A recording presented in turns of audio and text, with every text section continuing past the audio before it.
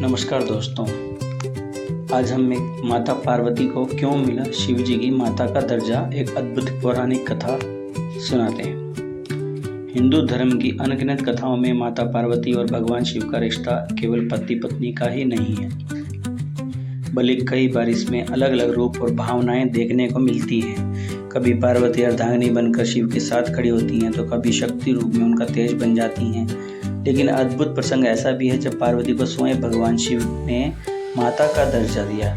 यह सुनने में अजीब लगता है कि अपनी ही पत्नी को माता क्यों कहा। इसके पीछे एक गहरी आध्यात्मिक कथा छिपी है जो भक्ति और प्रेम की अद्भुत उदाहरण है। प्रारंभ। देवताओं की चिंता।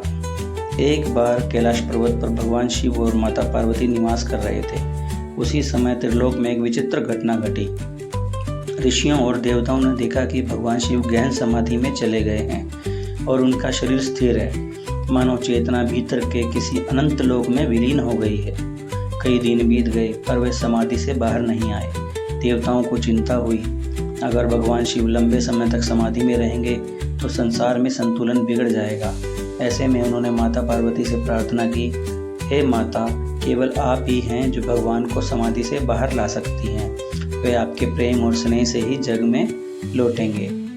माता पार्वती ने मुस्कुराकर कहा, यदि मेरे स्वामी समाधि में हैं तो कोई कारण अवश्य होगा, लेकिन यदि संसार के कल्याण लेने उन्हें बाहर लाना आवश्यक है तो मैं ये कार्य करूंगी।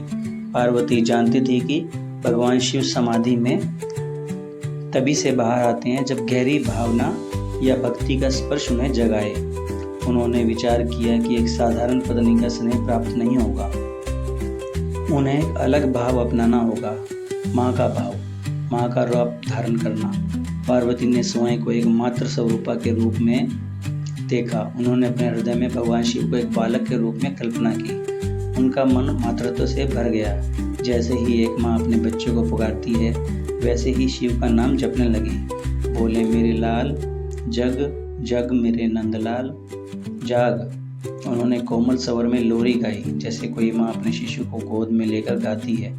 उनके स्वर में प्रेम, वात्सल्य और करुणा का ऐसा संचार था कि वह ध्वनि सीधे भगवान शिव की चेतना तक पहुंची। समाधि के भीतर भगवान शिव ने अनुभव किया कि कोई उन्हें बहुत प्यार से पुकार रहा है।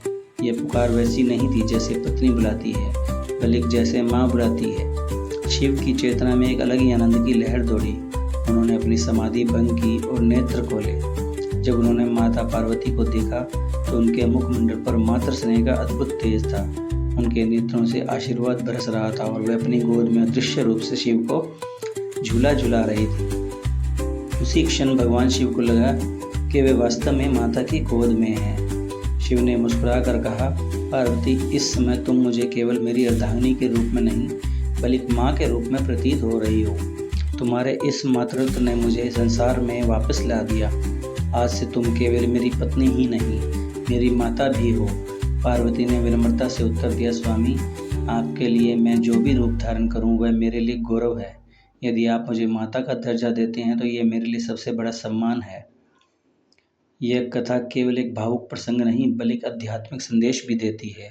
यहाँ माता का अर्थ केवल जन्म देने वाली नहीं है, बल्कि वह सृजन, पालन और रक्षा करती है। पार्वती ने उस समय शिव के पालनहार का कार्य किया, उन्हें संसार में लौटाकर धर्म की रक्षा की। हिंदू दर्शन में माँ का स्थान सर्वोच्च है। माँ चाहे जन्मदात्री हो, धरती हो, गौ हो या शक्ति स्वरूपा हो। यही कारण है कि शिव ने पार्वती को माता का दर्जा दिया, क्योंकि उसी क्षण ने केवल पत्नी नहीं बल्कि जगत जननी थी। देवताओं ने इस पर उत्सव मनाया। जब देवताओं ने यह सुना कि भगवान शिव ने माता पार्वती का दर्जा दिया है तो उन्होंने स्वर्ग में उत्सव मनाया। उन्होंने कहा, अब जगत की रक्षा केवल शक्ति नहीं, मातृ शक्ति बन गई है। यह संसार के लिए सबसे बड़ा आशीर्वाद है। गंधर्वों ने गीत गाए, अप्सराओं ने नृत्य किया और कैलाश पर्वत पर भक्ति का अद्भुत वातावरण छा गया। आज इस कथा से हमें यह सीख मिलती है कि संबंध केवल सामाजिक परिभाषाओं से नहीं चलते, बल्कि भावनाओं से चलते हैं। पत्नी भी माँ का रूप बन सकती है, पति भी पिता का रूप अपना सकता है। अब परिस्थिति और प्रेम की गहराई इसकी मांग करती है। शिव और पार्वती की यह कथा बताती है कि सच्चा संबंध वही है जिसमें हर भाव, सखा, प्रेमी, पति, पत्नी, माता, पिता सब एक दूसरे में समा जाते हैं। कैलाश की यह घटना आज भी भक्तों के मन में बसती है।